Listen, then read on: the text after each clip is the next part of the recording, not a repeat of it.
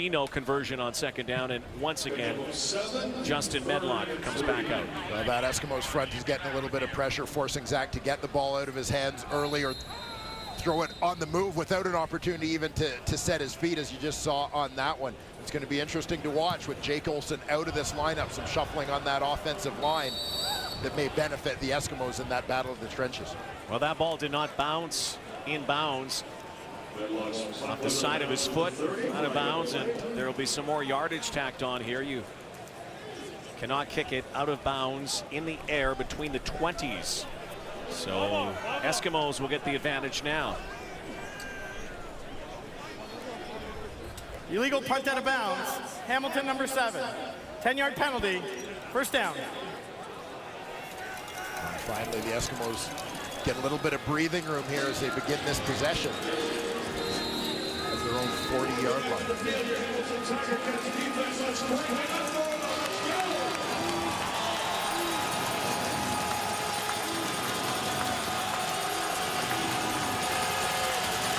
Mike Riley looks over that Ticat defense. They'll rush 3 on the roll. Riley now from his back foot, looking for his favorite target, Adarius Bowman. Mike Riley out of the gate, 2 of 6 so far. There's that brace. The bionic knee of Mike Riley, injured in week 1 against the Toronto Argonauts, finally made his return last week.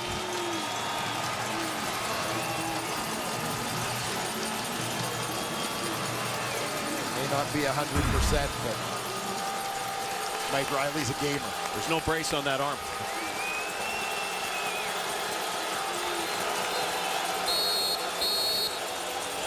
Riley showed in the rain last week Edmonton. how effective he can be. So Chris Jones and company have to burn a timeout here. This is not what they were thinking, but obviously things were not lined up properly. But looks could kill. Chris Jones has spent a lot of time dealing with the preparation aspect, the way the Edmonton Eskimos prepare, approach the week, approach the game.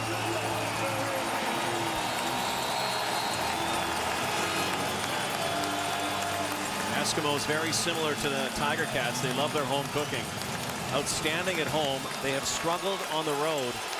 3 wins in their last 10 games. Mike Riley says good teams play well at home. Great teams play well on the road. Trying to get a road win here. Riley now stepping up from behind now. He's being chased down, and Mike Riley still on his feet. Finally goes down, but he has a first down. And that was a foot race as he was feeling the heat from behind from Justin Hickman. But you're going to see a little bit of a twist here. Adrian Tracy starts off at the DN spot, but he's going to loop to the inside. Ultimately, Mike Riley, as he scrambles, is going to step up. As Tracy goes inside, Mike Riley steps into that gap and goes outside. And you see Justin Hickman had a chance to make that tackle a little bit earlier, but he was looking to get that punch on the football from behind as he got his hands on Riley. Riley needed a rear view mirror there. Penalty flag on this play. There's a completed pass for Kenny Stafford inside the 40-yard line. Let's see what this call is.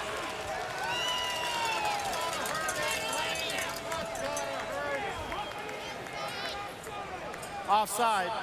Edmonton, number 7. 5-yard penalty. Repeat first down. Stafford got a head start there. You could see it in Kenny Stafford's reaction as soon as he caught the football. And he pounded his hands together. He's in that left slot position. He knew right away that he had been caught. Interesting battle. 2 teams in the penalty department. The Eskimos, the most disciplined in the CFL. Hamilton near the bottom. Riley now escapes from the pocket and will just get to the line of scrimmage. Riley keeps Lawrence with the tackle. And He'll pick up 5 on the play. I want you to watch the get-off here from the line of scrimmage by defensive end Adrian Tracy. He kind of times this up. He's got his motor revving a little bit. Almost hits it running, catches the right tackle. Anthony Batiste standing still. That's where the Eskimos will have to be reminded, mix up those snap counts a little bit so they can't time the rushes, time the get-offs, and time the blitzes. 2nd and 10, again off the edge. Riley with a quick hitter over for Darius Bowman, but again a one-hopper. And Mike Riley and his offense sputtering out of the gate here. We tick close to the end of the first quarter. I think the internal clock was ticking for Mike Riley on that one, standing in the pocket. As you have a feel, a veteran quarterback will have that feel of bodies closing in on him.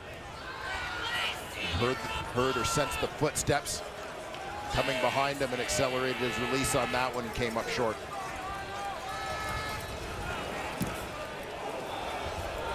Barring penalty, final play here. First quarter, there's a penalty flag, no yards. That'll be 15 tacked on. Brandon Banks catching that in the air on the fly. So no yards, add 15 here.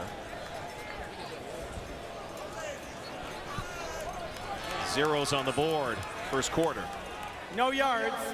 Edmonton number 48. 15-yard penalty. It'll be a Hamilton first down, and we'll have one more play in the quarter. Again, can't finish a quarter on a penalty, so there will be one more here. And don't be surprised if Zach Collaros takes a shot, because this is their final play with this wind before halftime. They'll throw into it in the second quarter. Tiger Cats won the toss, deferred, so it was the Eskimos who chose to take the wind in the second quarter of this ball game. Matt Coates wide out, top of your screen. Terrence Tolliver, the bottom, and decide to keep it on the ground. And so they'll operate against the wind in the second quarter. That's the final play of quarter one. And the Hamilton Tiger Cats, as they basically have done almost all season long, they own the first quarter. Just one touchdown, though.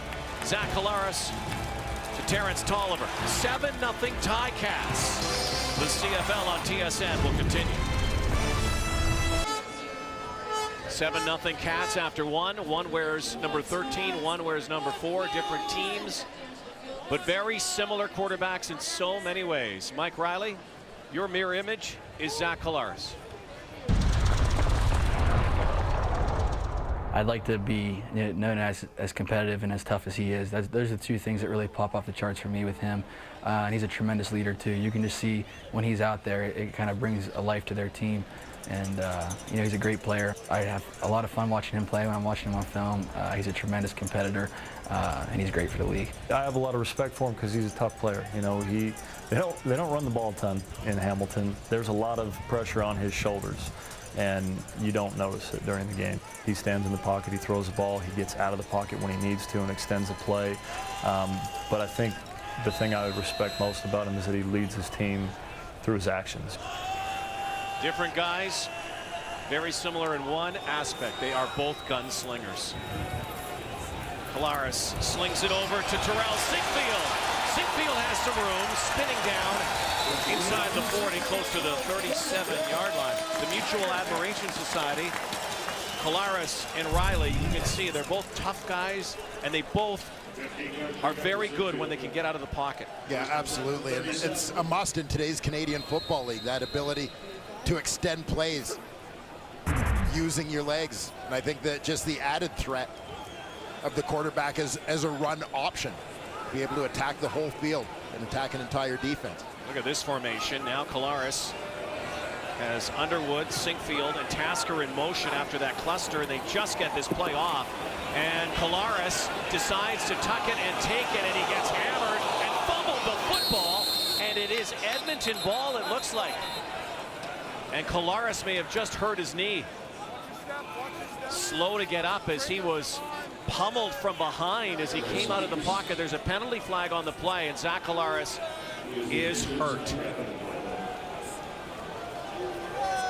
And it looks like maybe even his arm here.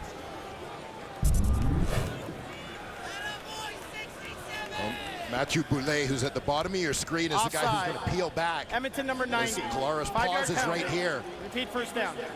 Oh, his leg looked like it. Yeah, and he holds it, clutches it. Right here, kind of folds awkwardly. Gets caught. Right there. Well, in a year where we've seen quarterbacks go down weekly, Collaros has been one of the mainstays, starting every game for the Tiger Cats.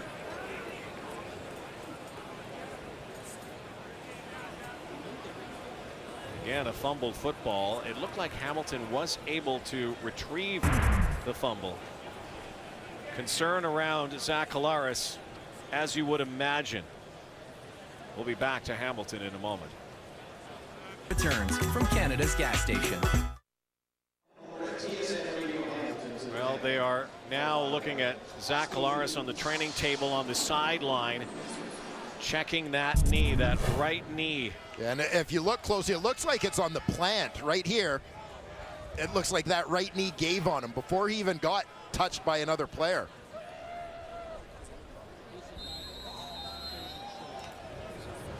Just he tries to plant and cut back inside on Odell Willis. That knee gives, and that was what led to that sort of pause or stutter step that you saw. Hamilton did recover. Backup Jeff Matthews from Cornell at quarterback, going to the end zone, and is an interference call. Terrence Tolliver, surrounded by 3 Eskimos, drew an immediate flag. Yeah, it looked like Patrick Watkins had him wrapped up. Kind of arm in arm as the two of them went down the sideline. Defensive pass interference. Edmonton number 9. Point of foul. Automatic. First down. One-on-one matchup into the boundary. Tolliver versus Watkins. There you see. Looks like Watkins kind of had him, that outside arm hooked a little bit. Terrell Sinkfield in the backfield, hands it off to Brandon Banks, shakes near the end zone, and he'll be knocked out of bounds. John Ojo and Aaron Grimes, as Terrell Sinkfield operates out of the shotgun. Looking for some different looks here. Sinkfield taking the snap. A run option himself from that position. As you said, the handoff to Banks, who we've seen a number of times running the sweep. Banks, that's his 16th carry of the season. Sinkfield with 11 carries himself as a receiver. Second and goal. Jeff Matthews has not thrown a touchdown pass in the Canadian Football League. Now he has that knocked down, and he is knocked down in a serious way. Mondo Sewell off the edge. Blindside on Jeff Matthews, rattles him. It will be 3rd down and goal. And Justin Medlock's coming back out. Dexter McCoyle, the weak side linebacker, was the unblocked man coming off the edge. He supplies the pressure and the hit on Matthews as he releases that football. Big Mondo Sewell puts the mitts on it to bat it down in the middle. So Medlock, a little chip shot here to make it 10-0. Medlock is a lock. Field goal range, 10-0, but more concern around this guy, Zach Collaros. Apparent knee injury here in Hamilton. Well, Zach Collaros limps to the locker room. This is not a good sign. Unlikely to return, I would imagine, right now. Let's go down to Matthew Shinetti. Guys, as Zach Collaros came off, you could obviously see the tense moment that it was with the fans. He came off. The players were obviously a little upset about it. He got on the treatment table, said to the trainers, "I'm fine." The training staff here is very thorough. He was on the sidelines checking his knee, and he just walked off. The Ticats say he's done for the day. When we asked him how he's feeling, he said, "It's not good." Guys. Corey Watson. And again, just before he left, Ken Austin coming over. something you just hate to see in this league, especially with a guy who is one of the stars in the game, Zach Collaros, and one of the first-class individuals in the game. So Ken Austin has that on his mind. Jeff Matthews now will be the quarterback for the Hamilton Tiger Cats, and maybe for the foreseeable future. We're going to have to see how it plays out, but it did not look good. Collaros and that knee injury. So Matthews, who played under Austin and Tommy Condell in Cornell University, very capable quarterback. Yeah, absolutely. A guy that Kent Austin has always thought very highly of. Very quickly, Matthews, when Kent Austin was hired here as the head coach and general manager, Jeff Matthews was very quickly placed on the Hamilton Tiger Cats negotiation list.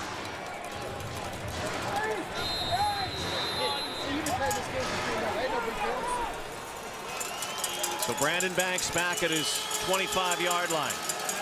This time, former BC Lion and Alouette Sean White will have the wind, but will be against the wind, and that time White's coming for it. He's coming for it. Banks just able to smother that, a 44-yard boot. So Jeff Matthews, here's a guy, by the way, who was not even offered a D1 scholarship. Went to Cornell and broke every conceivable quarterbacking record with the Big Red. And needless to say, aside from the tools that Jeff Matthews has, that's some pretty good coaching when you look at the ability that Kent Austin and Tommy Condell have demonstrated in their ability to develop and prepare quarterbacks.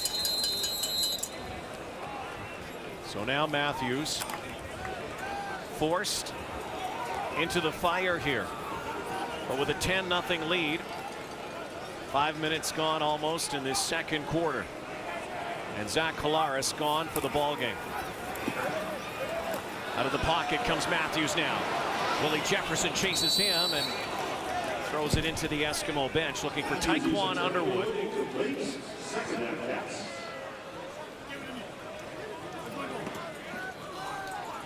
Matthews, not a lot of playing time for this, just 6 of 9 passes thrown this season. Well, one of the things I want you to look at here is the running back, Ray Hawley. He's helping out on the right side in this protection. Landon Rice is in at right tackle. Jeremy Lewis has shifted to left.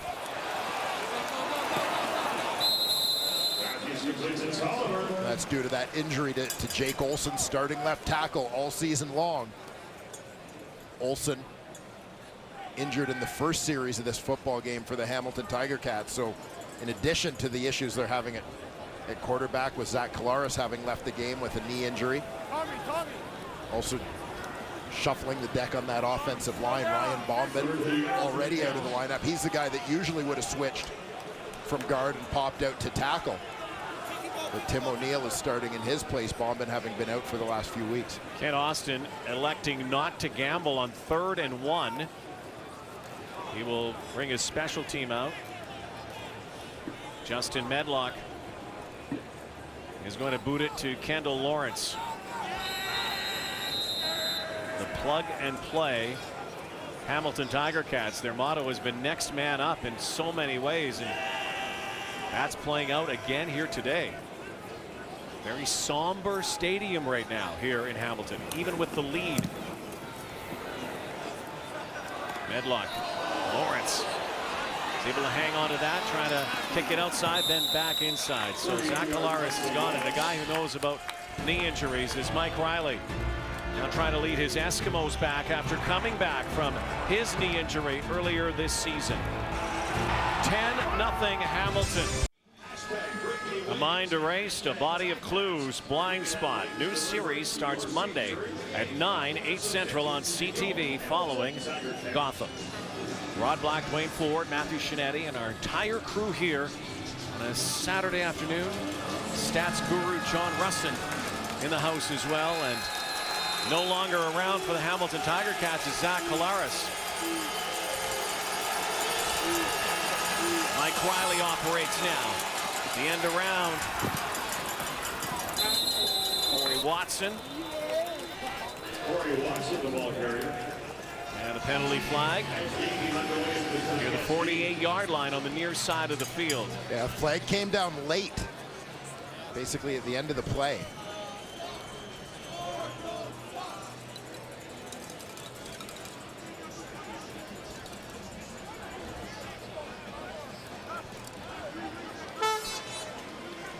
And Austin and the Tiger Cats trying to get their fans back into this one as well. Major foul, unnecessary roughness. Edmonton 81. That penalty will be applied at the end of the play. It'll be second down. Devin Bailey. Guilty for unnecessary roughness. Let's bring this place up. This is our house. Late hit at the end of the play. Whether it was Bailey or another Eskimo player, there were a few bodies flying around as the mob went out of bounds. 2nd and 20 now. Darius Bowman hasn't caught a football yet today. And skipping one for Kenny Stafford, tries to sell it, will not. And once again, a turnaround as they bring up their punt team. And Bailey well away from the play as we go back to that penalty call. Play going towards the top of your screen. As the play ends, he delivers what's known in officiating terms as the tourist hit. Nowhere near the play, no reason. Those are the ones where, in the era of player safety, you got to make a better decision.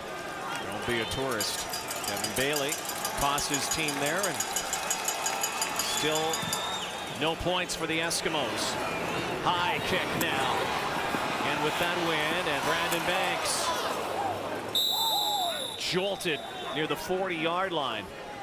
Big hit downfield. Eskimo special teams, and Jeff Matthews returns. Well, Jeff Matthews hopes that he can get this guy to deliver a repeat performance. Terrell Sinkfield had a breakout game against the Eskimos 4 weeks ago. 6 catches for 118 and a couple of touchdowns. He was one of the tone setters for the Hamilton Tiger Cats in that ball game. Team deep in receivers. This is probably the most athletic one of the bunch.